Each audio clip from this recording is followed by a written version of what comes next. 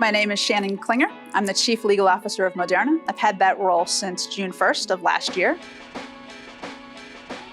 Now, Shannon, tell me, we first met in 2018. At that time, you saw some challenges in the legal industry, particularly around the relationships between the in-house counsel and their law firms. Talk a little bit about some of the challenges you saw at the time. You know, it's interesting. I graduated from law school in 1996. And when I graduated from law school, 18% of all law firm partners were female. And at the end of 2020, 21%. If you go deeper from a diversity, equity, and inclusion perspective, in 2020, 9% of all law firm partners were African American, and 2% self-identified as part of the LGBTQ+ community.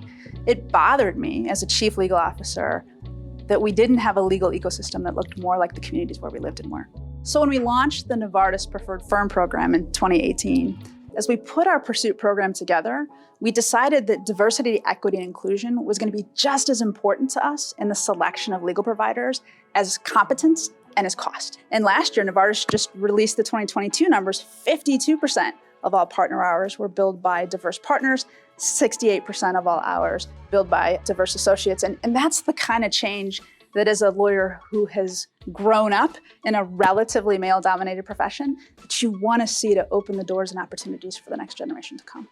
Shannon, during my time as a law firm partner, one of the banes of my life was doing a whole lot of work to get onto a panel, to pre-qualify essentially, and then I would talk about crickets. We have that perspective, actually. Yeah. What is it about one particular firm that causes it not to win time after time? And then we can have an intervention. We picked that firm on the panel for a reason. As a general counsel, I can look at the data generated by our use of the PERSUIT platform. I can see, are there certain firms that are underutilized versus certain firms that are overutilized? I can then dig even further, why was that? So I think it allows us to be more accountable as in-house practitioners to equitably distributing work across preferred firm panels. And it actually facilitates difficult conversations if those need to be had as to the why certain firms aren't getting work and hopefully continuing to work together to improve that. Tell me how AFAs and the PERSUIT program, how that's helped you move away from an input focus to an output-driven approach with your in-house teams. Yeah, I mean, I'm measured by impact. Yep. If what I do every day doesn't make a difference for patients, then I'm doing the wrong things. Yep. And so when I think about my legal spend, I want to know that I'm maximizing my investment to be able to deliver on the promise of transformative mRNA technology.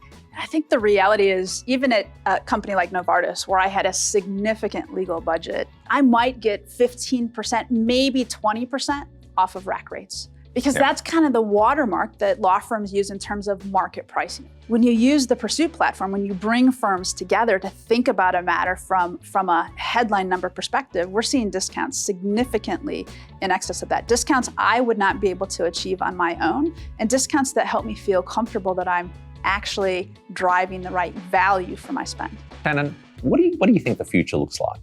I'm privileged to work for a company who's had a pretty big role to play over the last 18 months in being part of the solution for the COVID pandemic. Our law firms have been shoulder to shoulder with us and look forward to continuing that partnership moving forward, but doing so in a way that is sustainable and that continues to drive value for us and for the profession.